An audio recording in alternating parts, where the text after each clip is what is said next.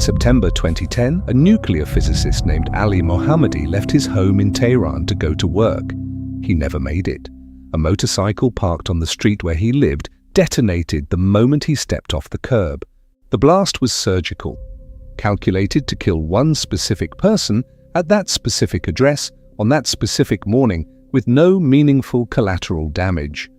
4 months later, Majid Shahriari, another scientist in Iran's nuclear program, died the same way. November 2011, Dariush Rezaeinejad. January 2012, Mustafa Ahmadi Roshan. Each killing in Tehran, the capital of one of the most heavily surveilled states in the Middle East. Each carried out with a precision no conventional army could replicate. Each blamed on the Mossad by the Iranian government, and denied by Israel with the particular silence Tel Aviv reserves for operations that definitely happened. Now think about what it'd take for Delta Force to pull off the same sequence of ops. It's not a training problem. By any objective measure, Delta operators are among the most technically advanced fighters on the planet. It's not guts or willingness to run high-risk missions. It's something more basic. The structure that makes each of those operations possible before the first operator even sets foot in the country. And that's exactly what separates the Mossad from Delta Force on enemy soil. Not the blade. The sheath that's been carrying the blade for years before it ever shows. Delta Force is a direct action unit.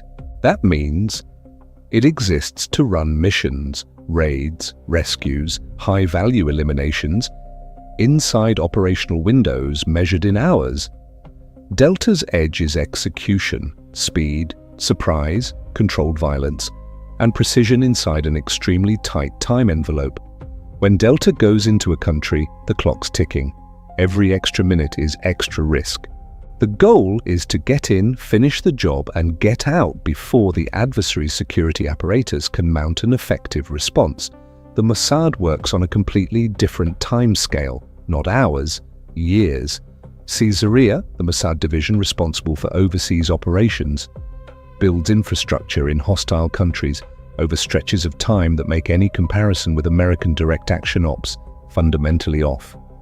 Agents with covers that took a decade to develop. Local contact networks built through real relationships, not transactional recruiting. Street-level knowledge of Tehran, Beirut, Damascus that no satellite can capture with the granularity you need for an assassination on a busy weekday morning. Mishka Ben David, a former Mossad operations officer who wrote about how the agency is structured, described how Kaidon operators, the Mossad's elite assassination unit, Kaidon is Hebrew for dagger, are inserted in a way that throws the philosophical gap into sharp relief. Kaidon operators spend up to 2 years training in the Negev before their first operational mission, but training isn't what keeps them alive in the field. What keeps them alive is Syria's infrastructure before, during, and after every op. The safe house network, exfil routes, vetted covers, and local contacts that make an Israeli operator in Tehran not just doable, but invisible to local surveillance norms. The gap between the Mossad and Delta Force on enemy ground starts long before anyone pulls a trigger. It starts with the question each organization asks when it's sizing up a mission. Delta asks, can we get in, execute, and get out inside an acceptable time window with what we've got? The Mossad asks, do we have infrastructure deep enough in this environment to run the mission with zero signature? Zero signature doesn't mean nobody died. It means nobody can prove who killed them. It means the government in Tel Aviv can stay mum while Iran points the finger at Israel and the world speculates, and there'll never be concrete evidence solid enough for a diplomatic or military response. It means the mission ends without a prosecutable trail tying the event to whoever did it. For Delta Force, zero signature in truly hostile territory is an aspiration you rarely hit. American operations have a signature. There's a pattern to the gear. Comms, behavior, and TTP's adversary intel services have been studying for decades. When Delta's in play, the GRU MOIS and Chinese MSS know roughly what to look for. Not always, not for sure. But enough that any American op on hostile ground leaves traces a forensic intel investigation can eventually piece back together. The Mossad's spent 70 years building the ability not to leave those traces. And when it does slip, like in the Khalid Mashal case in 1997 in Amman, when two Qaidon operators posing as Canadian tourists were caught after poisoning the Hamas leader. The failure's so rare it becomes the case study that defines the agency's limits, not the pattern of its work. There's a second dimension where the Mossad outpaces Delta Force on enemy soil, and it's even harder to build than operational infrastructure. Institutional patience. Operation Wrath of God was authorized by Prime Minister Golda Meir after the Munich massacre in 1972, when 11 Israeli athletes were murdered by Black September during the Olympics. The Mossad spent the next 20 years systematically hunting everyone involved in planning and carrying out the attack. 20 years. Across multiple countries. Through changes of government in Israel, diplomatic pressure from Western allies to stop, and public operational screw-ups that sparked international crises, including the mistaken killing of a Moroccan waiter in Lillehammer, Norway, whom the Mossad had confused with a target. No American special operations system can run on that timescale, not for lack of technical chops, because of political structure.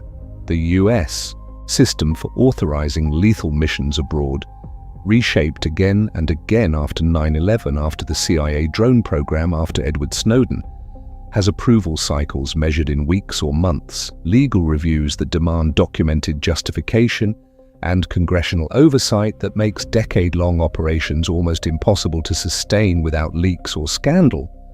Israel runs a different political system. Qaidon answers straight to the Prime Minister. An order from Golda Meir in 1972 survived 6 changes of government without being formally rescinded. That's not how the American system works. And it's no accident it works that way in Israel. Gray Dynamics, an intelligence analysis platform, has mapped Qaidon's current structure in as much detail as open sources allow. Roughly 50 active agents, drawn from the Mossad and IDF Special Operations units. 2 years of Negev training before the first operational mission. Documented skill in close combat, high-speed driving, poisoning, and explosive methods that minimize collateral damage. Suspected operations include the killings of Iranian nuclear scientists in Tehran between 2010 and 2012, the elimination of Abu Jihad in Tunis in 1988, and more recent ops the Israeli government has never confirmed, but adversaries consistently attribute to the unit, enough for an intelligence community consensus. What sets Qaidon apart from Delta Force isn't that its operators are better soldiers. On plenty of technical combat dimensions, Delta guys have longer training and fancier kit. What sets Qaidon apart is that its operators rarely have to fight. Because when Caesarea's infrastructure is doing its job, when covers hold, when exfil routes are verified, when field intel's been collected far enough in advance, the op happens and ends before the adversary's security response even has time to register that something's wrong. Delta Force shows up for a fight. The Mossad shows up for a business meeting the target doesn't live to describe. Brandon Webb, a SEAL Team 3 veteran and former BUDUS instructor who's dissected Western Special Forces comparisons at length, nailed the distinction with the clarity of someone who's seen both systems from the inside. US Special Forces are built for high-intensity kinetic ops in short windows. The Mossad was built for precision work in high-denial environments where the window isn't hours, it's the target's whole life. That philosophical split produces in truly hostile territory a lethality gap that isn't about who shoots faster or who can clear a building quicker. It's about who can be in the right place at the right time without anyone knowing they were there, before, during, and after. A nuclear physicist in Tehran can harden against a Delta Force raid. He can beef up security, change his routes, put in cameras, hire armed guards. There's no effective defense against someone who spent 2 years building a cover, 6 months studying your routine, and 10 minutes running an op that doesn't leave a shred of usable evidence of who parked the motorcycle. Delta Force is the most precise weapon the United States has managed to build for the kind of war Delta was designed to fight. The Mossad was built for the kind of war that doesn't look like war at all. And on enemy ground, that difference is everything. If you want to see what happens when these two operational philosophies have to work together, and what each side learns about the other when your closest partner becomes, for a moment, your most immediate problem, that video's on screen now. Subscribe if you want to keep hearing the stories that live in the gaps between the press releases.